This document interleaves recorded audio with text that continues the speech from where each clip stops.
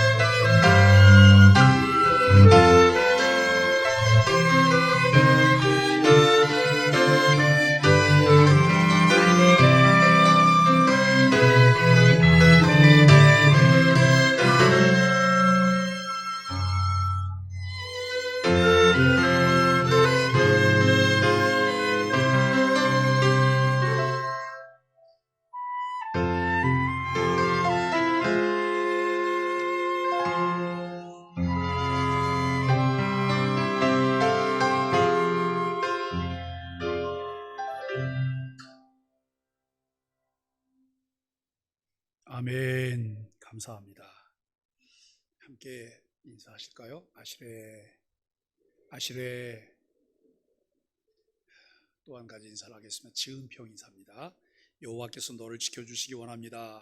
여호와께서 내게 은혜 베푸시기를 원합니다. 여호와께서 내게 평강 주시기 원합니다.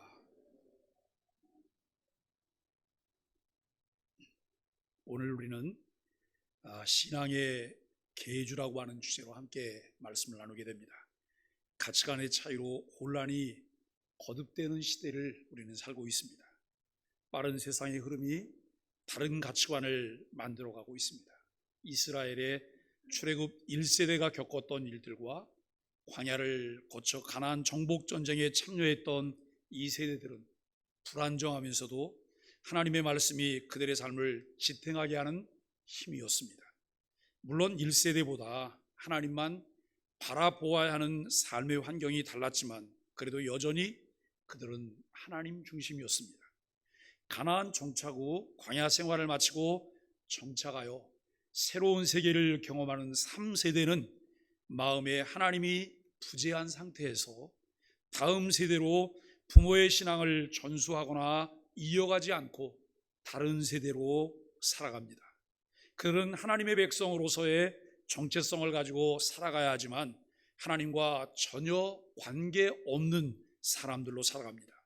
그래서 그들은 계속 반복되는 어려움을 겪으며 살게 됩니다. 하나님 없이 살아가는 삶을 살며 세상의 온갖 악한 짓을 거리낌 없이 하며 죄와 우상들을 자신의 삶의 중요한 가치로 삼고 살아가게 됩니다. 참 빠른 속도로 세상이 변하고 있고 젊은이들은 그 변화를 따라가고 있지만 어르신들은 그 속도를 따르기에는 힘이 든 부분이 너무나 많습니다. 생각과 사고의 차이도 정서에 따라 엄청난 큰 간격이 있습니다. 그래서 모든 면에 다음 세대를 다른 세대라고 부르게 되는 것 아닌가 생각을 해보게 됩니다. 특히 신앙적인 계승, 그 신앙의 유산을 물려주며 신앙의 계주를 하는 것이 참 어려운 시대라고 말할 수 있을 것입니다. 야곱이 요셉을 축복하며 말하였습니다. 나의 조부 아브라함과 아버지 이삭이 섬겼던 하나님, 오늘날 내 일생 동안 나를 기르신 하나님, 모든 환난에서 나를 건지신 그 사자께서 이 아이들에게 복 주시며 그들도 내 이름과 내 조상 아브라함과 이삭의 이름으로 불리어 이 땅 가운데서 번성하게 하시기를 원하노라 라고 축복합니다. 어버이 주일 아침입니다. 이날이 되면 가슴이 먹먹해지죠. 논어에 나오는 말, 나뭇가지가 잠잠하고자 하나 바람이 그치지 않고 효도하고자 하나 부모님이 기다려주지 않는다라고 하는 말을 생각해 봅니다. 여러분, 이 말이 하나도 틀린 것이 없어요. 이제 좀 어버이의 마음을 알아서 어버이께 효도할 만하면 어버이가 세상에 계시지 않아요. 지금 내가 있는 그 자리에서 지금 내가 할 수 있는 것이 무엇이 있을까 생각을 해봅니다. 곁에 계실 때는 귀한 줄 모르지만 떠나고 나면 더욱 귀하게 느껴지는 분들이 부모님입니다. 그래서 여러분, 우리가 이미 부모님들이 떠나가셨을지라도 또 부모에게 효도할 수 있는 기회를 하나님이 우리에게 주셨어요. 그것이 어떤 기회일까요? 우리 주변에 있는 어르신들이에요. 우리 주변에 있는 모든 어르신들은 내 부모니라고 생각하고 그들을 잘 섬겨드리고 공경해드리는 것, 이것이 그리스도인의 자세인 것을 우리가 생각을 해야 할 것입니다. 오늘 본문은 파란만장한 인생을 살아온 야곱이 죽음을 예감하면서 그 아들 요셉을 축복하는 내용입니다. 요셉을 향한 야곱의 마음은 참 애틋하죠.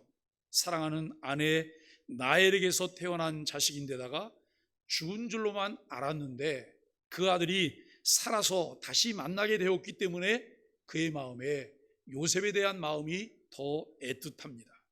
오래전 야곱은 요셉이 들짐승들에게 찢겨 죽은 것 같다고 하는 이야기를 들었을 때 아들을 생각하며 여러 날 울었습니다. 다른 많은 아들들이 있지만 그 아들들 중에 요셉을 특별히 야곱이 사랑했습니다. 그 배경들이 또 따로 있죠. 그래서 아들이 죽었다고 하는 말을 듣고 여러 날 울었는데 가족들이 다 나서서 이 야곱을 위로하지만 그는 위로받기를 마다했습니다. 수십 년이 지나도 그 마음의 상처는 아물지 않습니다. 여러분, 부모는 자식을 먼저 보낼 때 자식을 어디에 묻는다고요? 가슴에 묻는다고요. 그런데 때때로 우리는 철딱서니 없이 그 말을 너무 쉽게 해요. 부모가 어떤 상황에서든 자식을 먼저 보냈을 때 그에게는 일생을 살면서 그보다 더 큰 충격이 없을 정도의 큰 아픔이 그에게 주어진 거예요. 그를 위로해야 하고 위로할 때도 말 조심해야 되고 또 여러분 그에 대해서 어떤 말을 할 때에도 우리는 매우 조심스럽게 그 말을 꺼낼 수 있어야 될 것입니다. 그런데 생각 없이 말하죠. 생각 없이. 우리는 여러분 그 아픔은 어느 누구도 씻을 수가 없는 아픔이라고 말할 수 있을 것입니다. 그런데 죽은 줄만 알았던 그 아들이 애굽에서 대신의 지위에까지 올랐다는 소식을 들었을 때 이 야곱이 얼마나 놀랐겠습니까? 그 감동이 얼마나 컸을까요? 성경은 야곱과 요셉의 극적인 상봉 장면을 이렇게 전하고 있습니다. 요셉이 아버지 이스라엘을 보고서 목을 껴안고 한참 울다가는 다시 꼭 껴안고 한참 울다가는 다시 꼭 껴안았다라고 말을 해요. 이스라엘이 요셉에게 야곱이 요셉에게 말을 하는 거예요. 나는 이제 죽어도 여한이 없다. 내가 너의 얼굴을 보니 내가 여태까지 살아있구나 라고 하는 말을 요셉이 합니다. 목을 껴안고 울다가 이게 꿈이냐 생시냐 싶어 서로 얼굴을 바라보다가 다시 껴안기를 반복하는 광경이 이상가족 찾기 방송을 보는 듯하지요. 야곱은 나는 이제 죽어도 여한이 없다고 말합니다. 그리고 아들의 배려로 숫곳에 머물다가 마침내 임종의 자리에 그가 서게 되었습니다. 여러분, 그는 파란만장한 삶을 살았어요. 참 굴곡이 많았습니다. 장자권을 둘러싼 형 에서와의 갈등. 그가 쌍둥이로 태어났지만 둘째로 태어났습니다.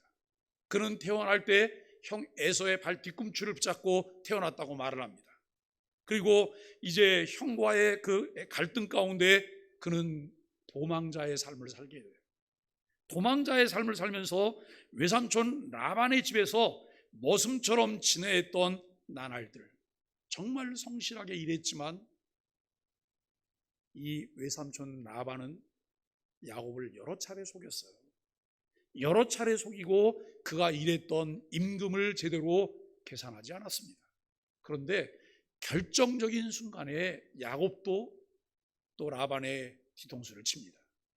그래서 여러분 라반에게서 자기가 챙겨와야 될 것 이상의 것을 다 챙겨와요. 속고 속이는 삶을 살아가는 이런 모습을 보게 되죠. 그리고 이제 그가 고향으로 돌아가야 되겠다라고 하는 생각을 가지고 고향으로 돌아가기 시작합니다. 그런데 마음에 한 가지 무거운 짐이 있어요. 왜냐하면 형 에서의 장자권을 훔쳐갖고 왔잖아요. 그것을 훔쳐가지고 와서 외삼촌 라반의 집에 살다가 돌아가려고 할 때 형 에서가 눈앞에 아른아른 걸리면 죽게 되는데 모든 것이 다 완전히 초토화될 수도 있는데 이런 염려와 두려움이 그의 마음 가운데 있습니다. 그래서 그는 야복강을 사이에 두고 야복강을 건너기 전에 거기에서도 또 잔머리를 굴리기 시작합니다. 우리 많은 재산과 식솔들이 있는데 형 에서가 와서 자객을 데리고 와서 치면 뒤에 있는 사람들은 안전하게 보호받을 수 있는 안전장치를 해요. 그리고 다 건네 보내놓고 본인은 두려움 때문에 건널 수가 없어요. 그리고 그 밤에 야복강가에서 하나님과 씨름하게 되죠. 기도의 씨름을 하게 돼요. 환도뼈가 위골되는 아픔을 겪으면서도 나를 축복하지 않으면 안 된다고, 나를 축복하라고 여호와의 사자에게 요청을 해요. 동의하려고 하지만 야곱은 그 여호와의 사자를 붙잡고 늘어집니다. 나를 축복하라, 나를 축복하라. 그때 하나님께서 그를 축복하세요. 너의 이름을 이제는 야곱이라고 하지 말고 이스라엘이라고 하라. 이스라엘이라고 하라. 여러분, 그리고 그곳 이름을 분이엘이라고 불러요. 분이엘이라고 하는 이름의 의미는 하나님의 얼굴이 뭐예요? 야곱이 위기 상황 가운데에서 그곳에서 하나님과 대면하고 하나님과 씨름해요. 그리고 하나님을 통해 그가 복을 받게 돼요. 우리는 여러분이 야곱이 이와 같은 과정들을 겪고 그리고 이제 형을 만나기 위해서 가는데 전혀 처음에 생각했던 것과는 다른 그런 그림이 나오는 거예요. 형 에서가 야곱을 만나자마자 그를 끌어안고 울기 시작해요. 동생도 그렇게 하면서 형 내가 잘못했어, 형 내가 도둑놈이었어 라고 말하죠. 에서는 괜찮다고 말합니다. 여러분, 이러면서 화해하는 시간을 갖게 되고 또 야곱이 가장 사랑했던 아내 이 라헬의 죽음도 맞게 됩니다. 그리고 아들을 잃었던 고통의 순간도 그의 삶 속에는 있었습니다.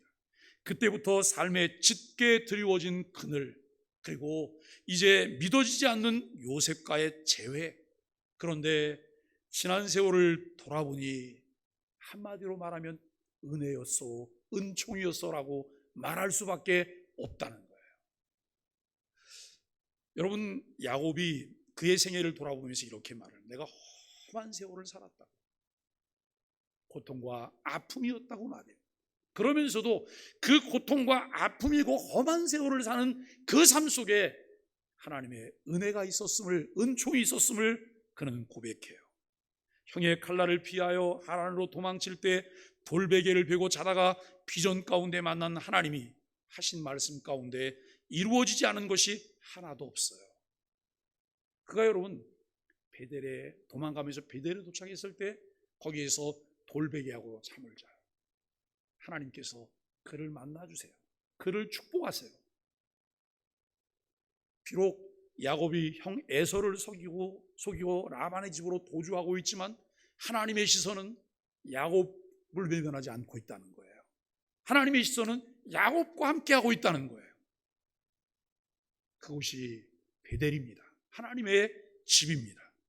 내가 어디로 가든지 너를 지켜주며 내가 너에게 약속한 것을 다 이루기까지 내가 너를 떠나지 않겠다 하셨던 주님의 약속은 다 이루어집니다. 이런 약속은 안 지키려고 있는 거죠?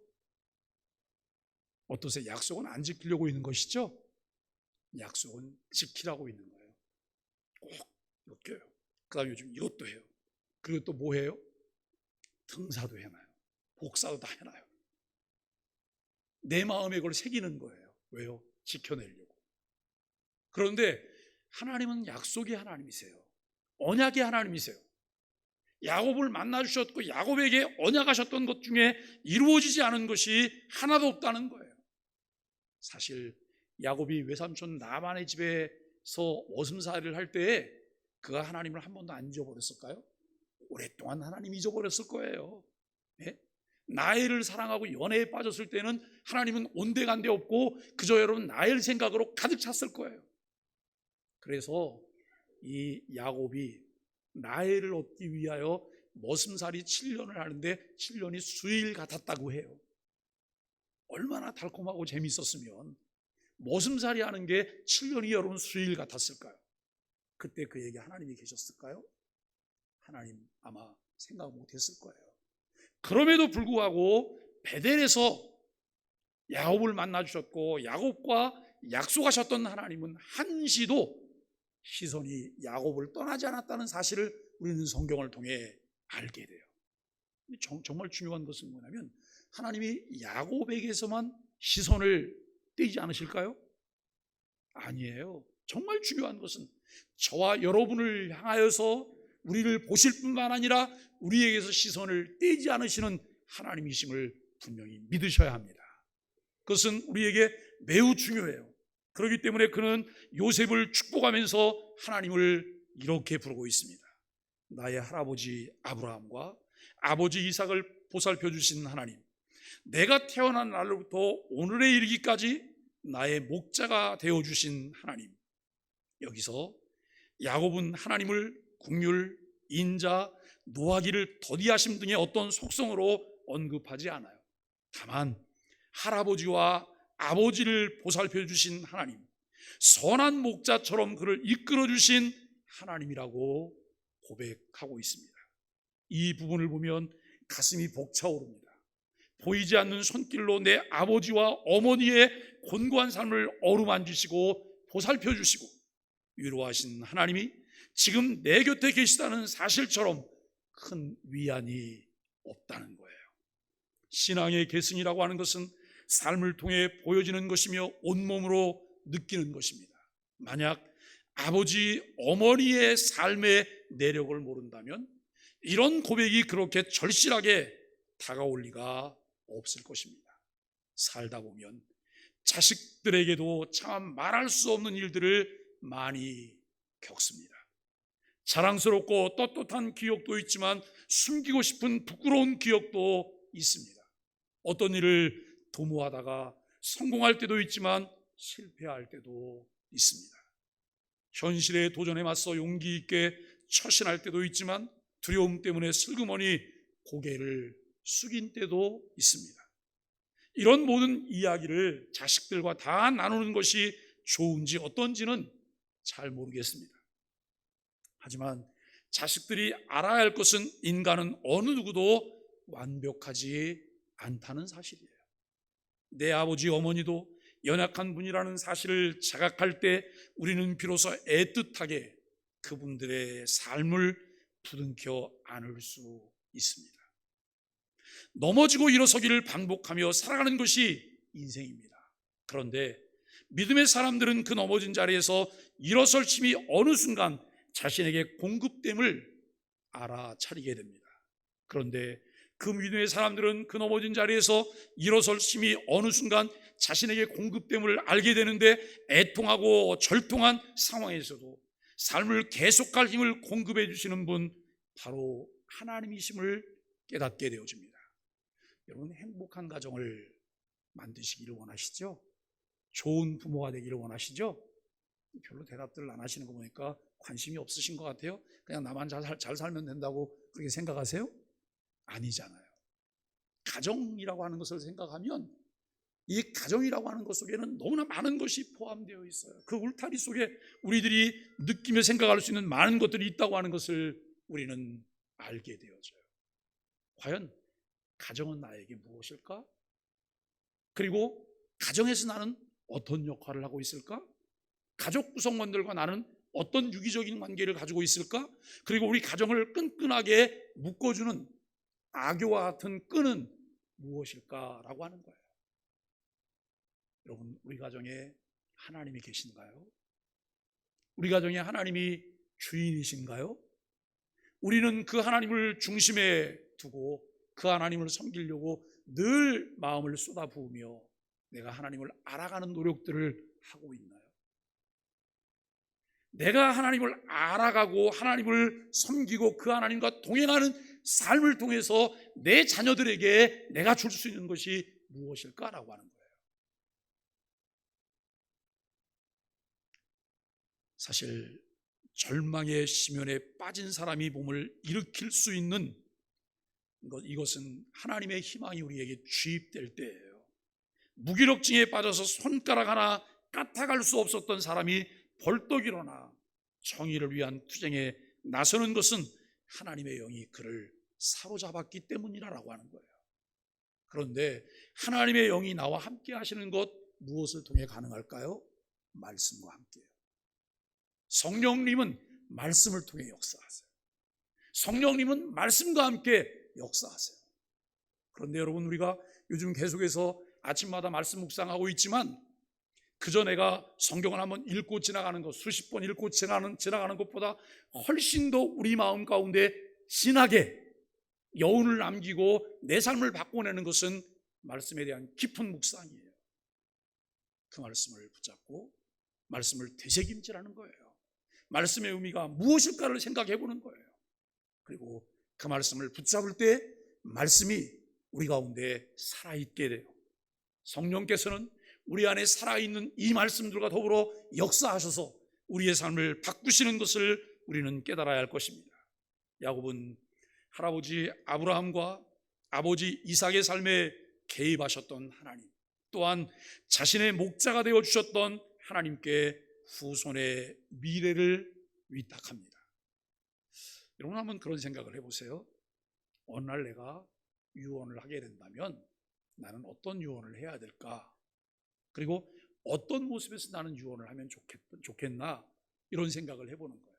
늘 마지막 임종을 위한 기도가 우리에게 필요해요. 하나님, 자동차 타고 가다가 사고 나서 그 자리에 즉사하지 않게 해주세요. 이거 필요하잖아요. 밖에 나가서 아무도 없는 데서 객사하지 않게 해주세요.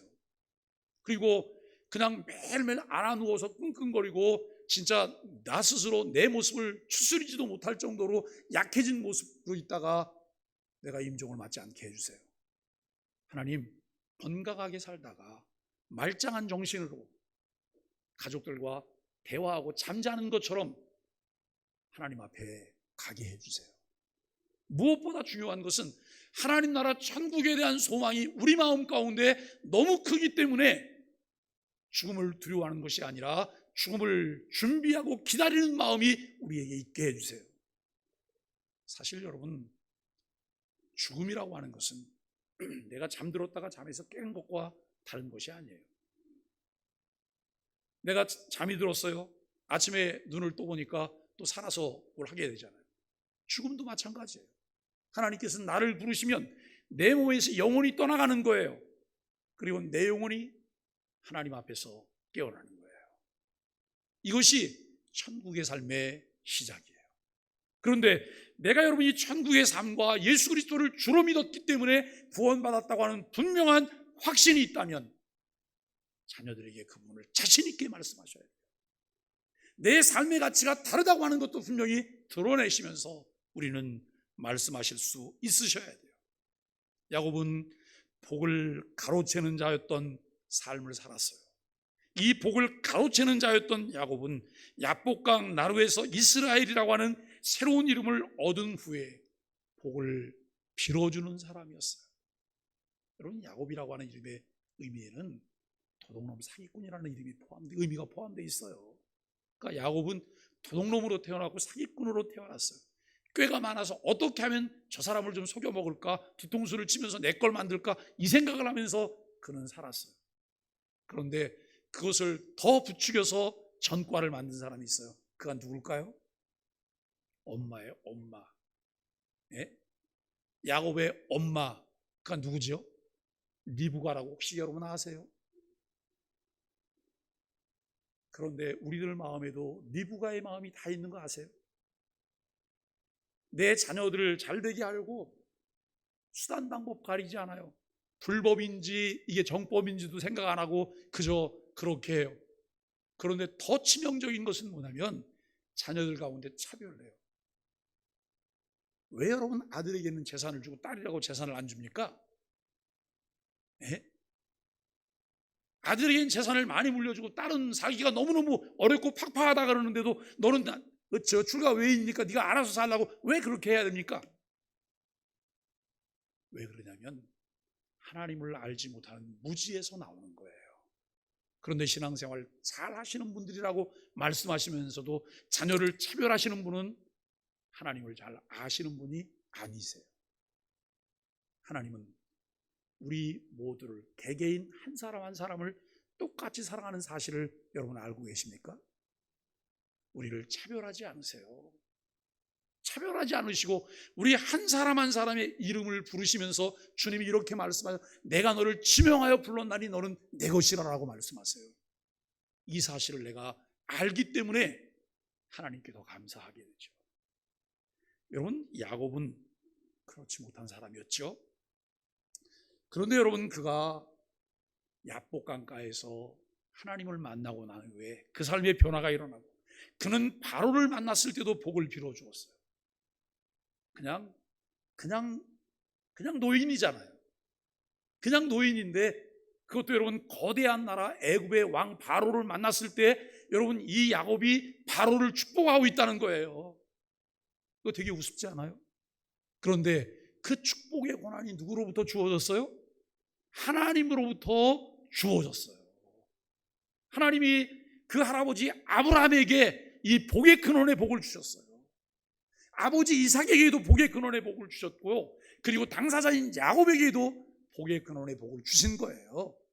야곱의 후손들 자녀들에게도 복의 근원의 복을 주세요. 우리가 예수 그리스도를 주로 믿고 고백하게 되었다고 하는 것은 하나님께서 우리를 복의 근원으로 세우셨다고 하는 것도 포함이 되어 있습니다. 이 사실을 인정하시며 다른 사람을 보며 저주하지 마시고 축복하고 복을 빌어줄 수 있는 은혜가 있게 되기를 바랍니다. 12 아들에게도 복을 빌어주었습니다. 그저 모든 일이 잘 되게 해달라고 하는 기원이 아니에요. 각자에게 주어진 위태로운 생존의 조건을 직시하면서 그 속에서 생을 한껏 살아가게 해달라고 하는 축복이었음을 알게 됩니다. 여러분은 지금 축복하며 사십니까? 아니면 복을 가로채는 사람입니까? 어떻게 살아도 재치기해서 다른 사람의 복을 가로채고, 그리고 불로한 것을 통해서 남을 못되게 하고 내 자식 잘되게 하고 이렇게 하고 있다면 이것은 거듭난 그리스도인의 모습이 아닙니다. 거듭난 그리스도인은 재치일을 하지 않아도, 남의 복을 가로채지 않아도 하나님이 우리에게 주실 복이 있다고 하는 것을 믿는 사람들이에요. 그렇기 때문에 신실하고 성실하고 정직하게 공의를 행하는 자리에 있어야 된다고 하는 것을 알게 돼요. 잠언 11장 11절에 이스라엘의 지혜자는 정직한 사람이 축복하면 마을이 흥하고 악한 사람이 입을 열면 마을이 망한다 그래요. 자, 여러분, 우리는 흥하게 하는 사람입니까? 망하게 하는 사람입니까? 내가 뜨면 사람들이 다 도망갑니까? 내가 뜨면 사람들이 모여듭니까? 우리에게 너무 중요한 거예요. 내가 입을 열면 흥하게 하고 입을 열면 망하게 할 수 있다고 하는 것을 알게 돼요. 바울 사도는 여러분을 박해하는 사람들을 축복하십시오 라고 말을 해요. 축복을 하고 저주하지 마십시오. 하나님의 사람은 축복을 사명으로 받은 사람들입니다. 야곱은 사랑하는 아들 요셉을 어떻게 축복했습니까? 그는 조상들을 지키시고 보호해 주셨던 것처럼 요셉과 그의 후손들도 지켜달라고, 그리고 친히 목자가 되어서 후손들을 인도해 달라고 청했을 것입니다. 그런데 우리가 주목해야 할 것은 그 다음입니다. 야곱은 나의 이름과 할아버지의 이름, 아브라함과 아버지의 이름, 이삭이 이 아이들에게서 살아있게 해주시기를 하나님께 청하고 있어요. 우리 아이들 속에 할아버지의 이름이, 아버지의 이름이, 내 이름이 살아있게 해주세요. 이 말의 의미가 무엇일까요? 물론 이것은 후손들이 대대로 번성하기를 바라는 기원이지만 야곱은 재산이나 사회적 신분이 아니라 이름이 살아있기를 바라고 있다는 거예요. 이름이 후손들에게 기억된다는 것은 단순히 족보를 간직하는 것과는 차원이 다른 문제입니다.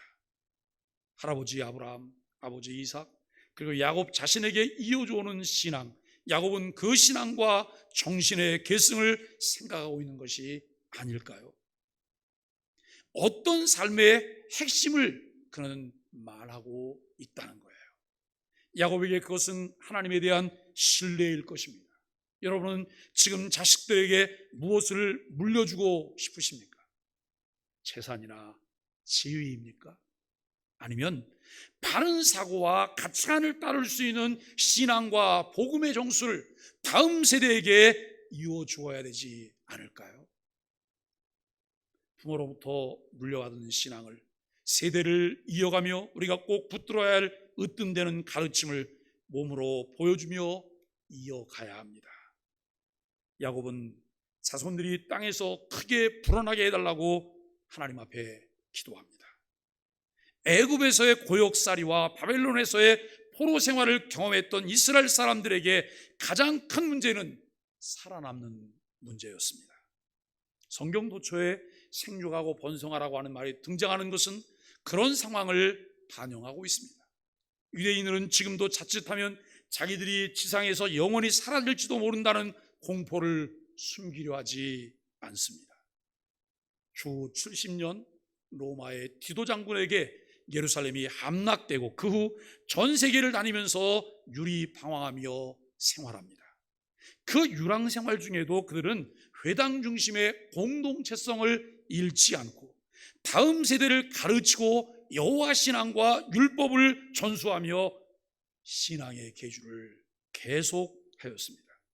1948년 대한민국 독립과 같은 시기에 이스라엘은 나라를 다시 세우게 됩니다.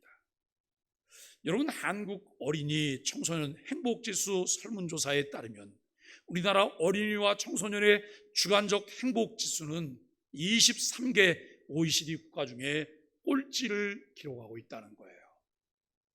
너 행복하냐? 너 어떠냐? 아니요, 행복하지 않아요. 불행해요. 우리 어르신들이 요즘 세대 아이들을 보면 그 아이들이 불행할 게 뭐가 있겠나 생각하잖아요. 부족한 게 아무것도 없잖아요. 모든 것이 풍족하잖아요. 그런데 우리 자녀들은 가장 중요한 가치관을 상실했어요. 그 아이들 마음 가운데 작은 것에 대해서 감사하는 마음들이 없다는 거예요. 그렇기 때문에 가져도 만족함이 없어요. 남의 것을 다 뺏어 가져도 만족함이 없어요. 아이들이 행복감을 느끼지 못한다는 사실을 우리는 매우 무겁게 받아들여야 합니다. 부모들의 과도함이 아이들을 불행하게 만들고 있다는 이 역설을 어떻게 우리가 받아들여야 할까요? 자손들이 땅에서 크게 불어나게 해달라고 하는 기원은 야곱에게만 해당되는 것은 아닐 것입니다. 이 번성이 수적인 증대이든 아니든 우리는 후손들이 평화롭고 행복한 삶을 누리기를 소망합니다. 하지만 지금 우리 삶은 그런 소망에 역행하고 있습니다. 후손들이 쓸 지구를 망가뜨리고 그들이 받아야 할 유산을 미리 탕진하고 있습니다. 우리는 코로나라고 하는 전염병을 보며 생전 처음 겪는 일들이 많이 생겼습니다. 지금까지 누렸던 일상들이 앞으로도 계속될지는 알 수가 없다는 것이죠. 앞만 보고 정신없이 달리며 계획만 하면 무엇인지 이룰 수 있다고 하는 생각을 하던 우리 인생들에게 엄청난 충격을 주며 모든 것이 멈춰버렸어요. 하나님께서 갑자기 급제동을 하며 브레이크를 밟으시면 모든 것이 설 수밖에 없다고 하는 것을 몸으로 체감을 우리는 했다는 거예요. 우리는 이 복병을 만나면서 대단한 학습을 하고 있습니다. 삶의 주도권이 우리 인생들에게 있지 않다는 것이죠. 어느 정도까지는 우리들에게 역량도 있고 능력이 있지만 그 다음은 우리의 능력받기라는 것입니다. 지식과 과학, 문명의 발달로 인간은 무한한 세계를 펼쳐나갈 수 있을 것처럼 생각을 했습니다. 그런데 이번 사태를 보면서 인생들의 무능함을, 우리의 한계를 분명히 보았다는 것입니다. 우리에게는 무엇이 없습니까? 시간이 없어요. 우리에게는 시간이 없어요. 어떤 사람들이 이렇게 말을 해요.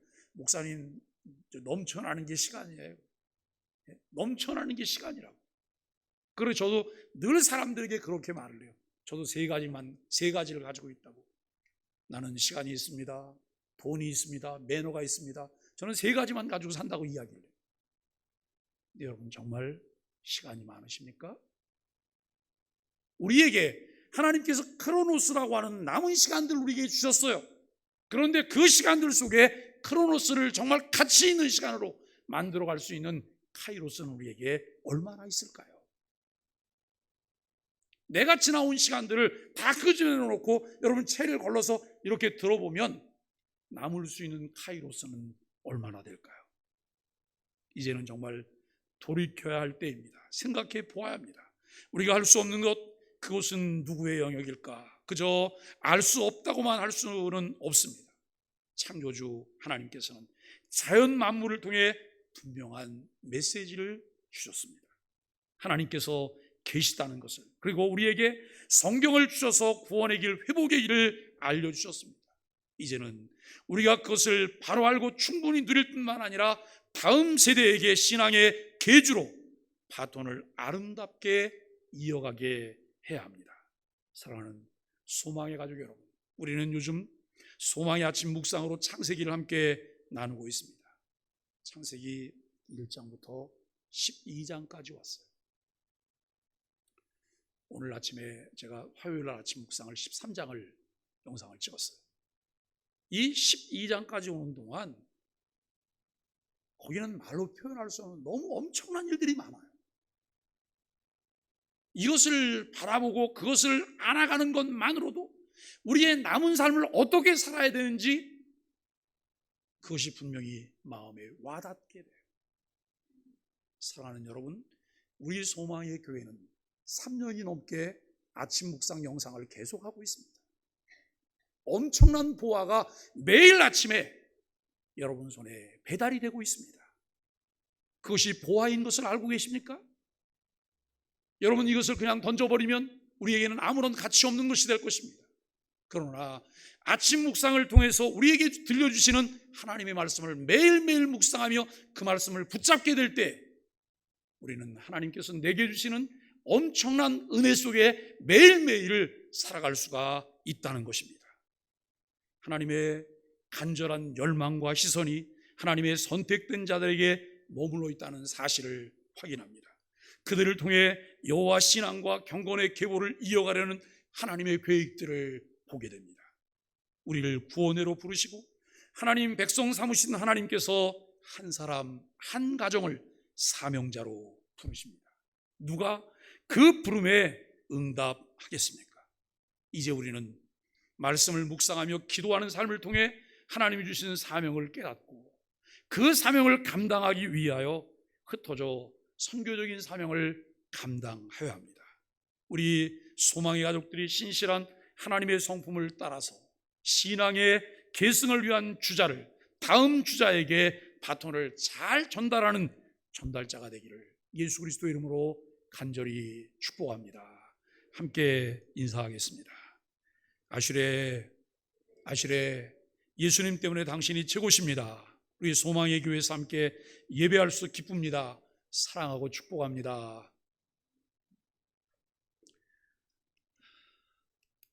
함께 찬송하겠습니다. 559장 찬송입니다.